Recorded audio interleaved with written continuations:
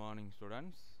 இன்னைக்கு நாம income tax subjectல model number 7 பார்க்க போறோம்.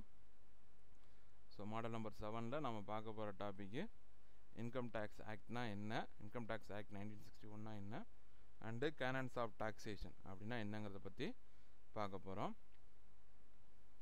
முதல்ல income tax act 1961 னா என்னங்கறத பார்ப்போம்.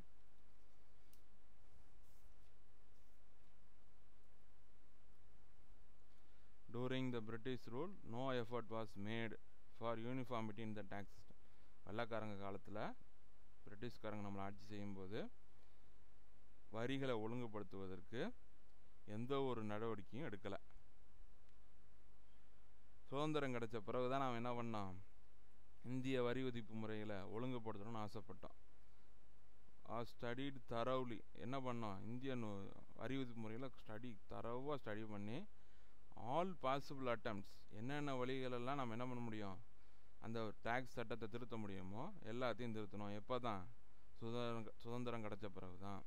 என்னென்ன வழியில் திருத்தணும், அனைவருக்கும் ஈக்குட்டபிள் சமமாக இருக்கணும் வரி விதிப்பு, ஜஸ்டிஸ் நீதி நிலையாட்டணும், எக்கனாமிக் பொருளாதார வளர்ச்சி ஏற்படணும்.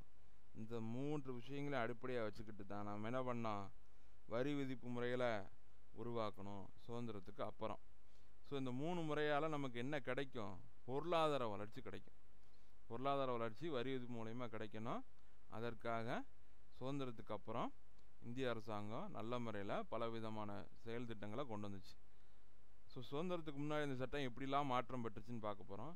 இன் 1918 புதிய இன்கம் டேக்ஸ் ஆக்ட்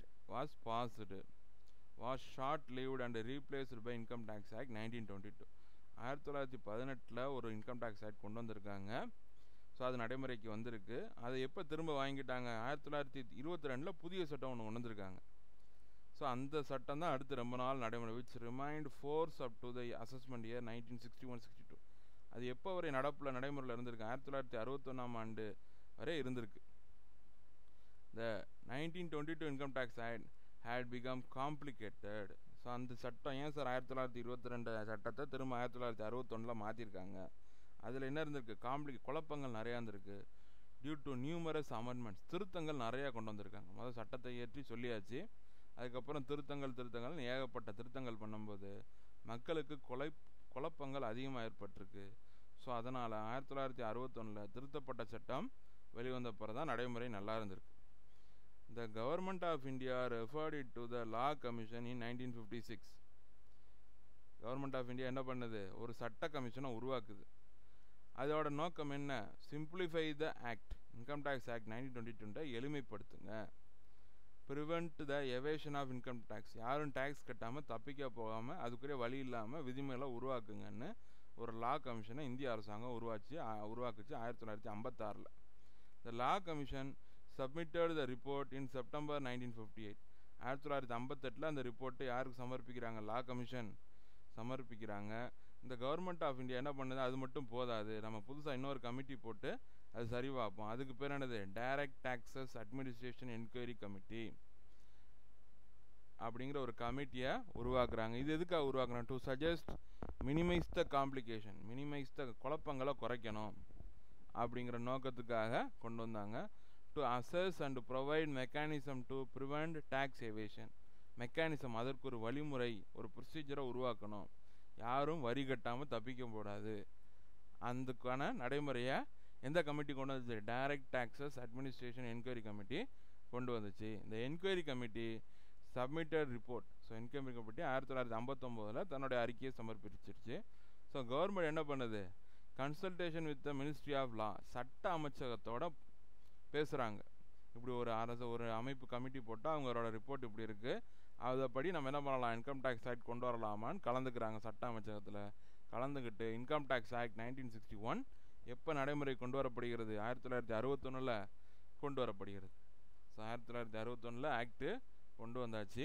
ஸோ இது இந்த சட்டப்படி என்ன சார் செய்யலாம், இந்த சட்டப்படி என்ன நன்மை, யூனியன் கவர்மெண்ட் மத்திய அரசும் மாநில அரசும் ஹேவ் இண்டிபெண்டன்ட் பவர்ஸ், 2 அரசாங்கத்துகளுக்கும் என்ன உண்டு, அதிகாரம் உண்டு இந்த சட்டப்படி. Powers to levy and collect taxes, வருமான வரி வசூல் செய்யக்கூடிய உரிமை இந்த 2 அரசாங்கத்துகளுக்கும் உண்டு. Under the constitution of India, இந்திய அரசியலமைப்பு சட்டத்தின்படி. Article 246 of Indian Constitution indicates verification of powers to make laws between union and state government. So article சரத்து 246 இந்திய அரசியலமைப்பு சட்டம் 246 படி மத்திய மாநில அரசுகள் இரண்டு அரசுகளும் என்ன பவுண்டு அதிகாரம் உண்டு, அவங்களுக்கு சட்டத்தை வரி வசூல் செய்வதற்கான சட்டங்களை உருவாக்குவதற்கு அதிகாரம் உண்டு.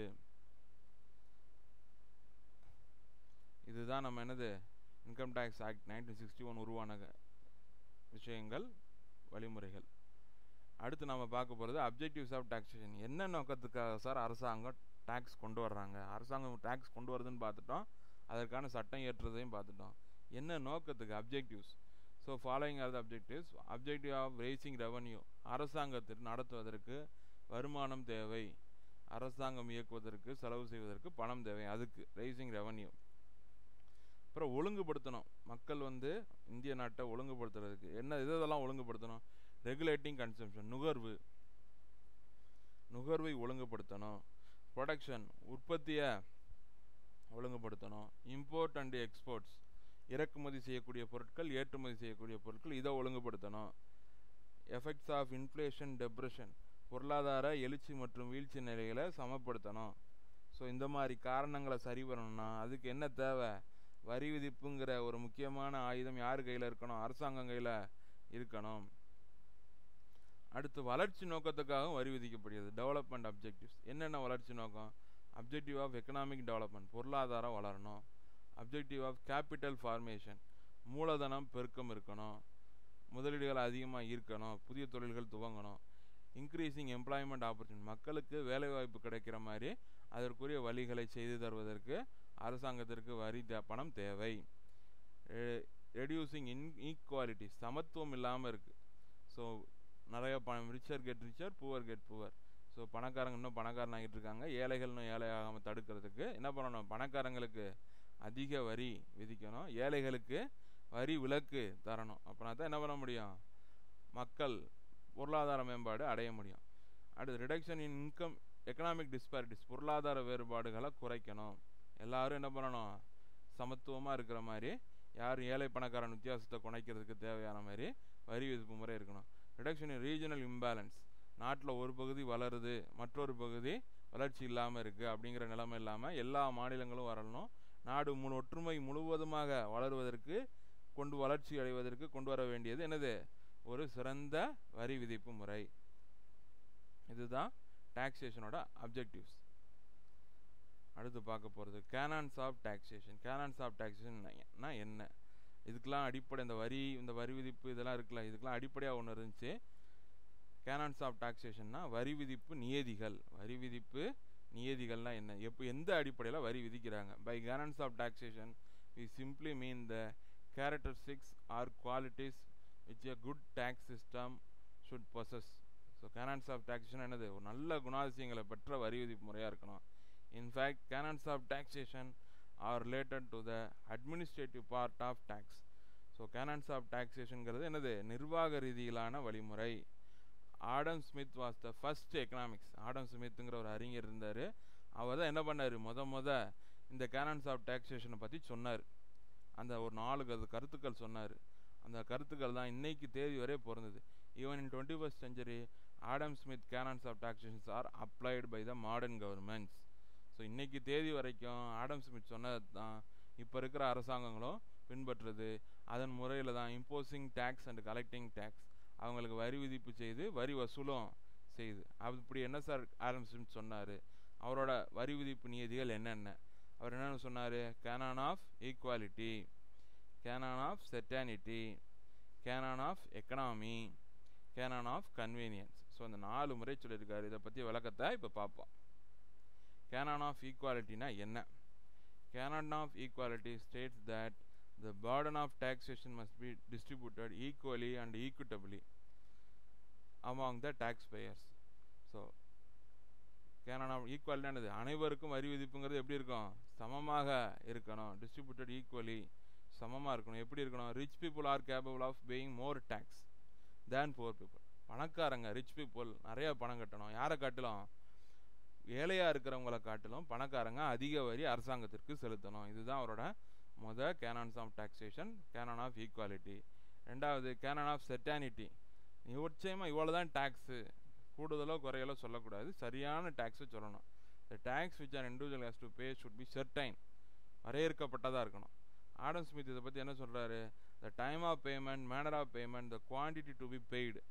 என்னைக்கு பணம் கட்டணும், என்னைக்கு வரி செலுத்தணும், என்ன வழிமுறையில் வரி செலுத்தணும், எவ்வளவு பணம் செலுத்தணும், அவரோட டேக்ஸ் லைபிலிட்டி என்ன, இதை பூரா ஆல் டு பி கிளியர், எல்லாத்தையும் கிளியராக சொன்னால் தான் அவர் என்ன பண்ணுவார்?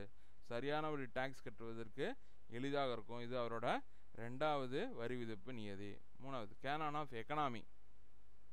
This can be implies that the cost of collecting a share tax should be as minimum as possible. Minimum as possible. அவர்கிட்ட இருந்து வாங்கக்கூடிய பணம் எப்படி இருக்கணும்? எப்படியும் அதிகமாக வாங்கக்கூடாது, நார்மலில் தான் வாங்கணும். குறைந்தபட்ச வரியை தான் வசூல் பண்ணுறதுக்கு வழி பார்க்கணும். Any tax that involves high administrative cost and unusual delay in assessment and high collection of taxes should be avoided altogether. So அவங்ககிட்ட இருந்து என்ன பண்ணக்கூடாது? அன்யூஸ்வல் டிலே, தேவையில்லாமல் தாமதப்படுத்தக்கூடாது. வரி விதிப்புகள்லேருந்து பணம் வரி வசூல் பண்ணும்போது தேவையில்லாமல் என்ன பண்ணக்கூடாது? வரி விதிப்பு தாமதம் இருக்கக்கூடாது. உடனடியாக என்ன பண்ணணும்? வரி விதிப்பு முறைகளை படி அசஸ்மெண்ட் பண்ணணும், மதிப்பீடு செய்யணும். ஸோ அதுக்கேற்ற மாதிரி என்ன பண்ணணும்? வசூலும் பண்ணணும். ஸோ அது எதுக்கு நன்மை? பொருளாதாரத்திற்கு நன்மை. அடுத்து கேனான் ஆஃப் கன்வீனியன்ஸ். கன்வீனியன்ஸ்னால் என்ன? ஸோ அவங்களுடைய வசதிப்படி டேக்ஸ் பேர் என்ன பண்ணக்கூடாது? ரொம்ப சிரமப்படுத்தாமல் அவங்க இடத்துக்கே போய் tax should be levied and collected in such a manner that it provides that greatest convenience. எங்கே வசதியோ, என்னைக்கு வசதியோ, எந்த இடத்துல அவருக்கு வரி கட்ட முடியுதோ, இல்லை அவரோட வரி வசூல் பண்ணுறதுக்கு நேரடியாக கூட யார்கிட்ட போகணும்? டேக்ஸ் பேயர்கிட்ட போய் கேட்டு அவங்க வசதிப்படி என்ன பண்ணணும்? வரி வசூல் பண்ணணும். அவங்கள என்ன பண்ணக்கூடாது? சிரமப்படுத்தாத இடங்களில் வச்சு வரி வசூல் பண்ணணும் அப்படின்னு யார் சொல்கிறாரு? ஆடம் ஸ்மித்து தன்னுடைய கேனான்ஸ் ஆஃப் டாக்ஸேஷன், வரி விதிப்பு நீதிகளில் சொல்கிறாரு. ஓகே ஸ்டூடெண்ட்ஸ், நாம் இன்றைக்கி என்ன பண்ணியிருக்கோம்? இன்கம் டேக்ஸ் ஆக்ட் 1961 என்னென்னு பார்த்துருக்கோம், அதோட அப்ஜெக்டிவ்ஸ் பார்த்துருக்கோம். ஸோ கேனான்ஸ் ஆஃப் டாக்ஸேஷன் பார்த்துருக்கோம். நம்ம அடுத்த கிளாஸ் என்ன பண்ண பார்க்க போகிறோம்? ரெசிடென்ஷியல் ஸ்டேட்டஸ் ஆஃப் அன் இண்டிவிஜுவல்னால் என்னென்னு பார்க்க போகிறோம். தேங்க்யூ.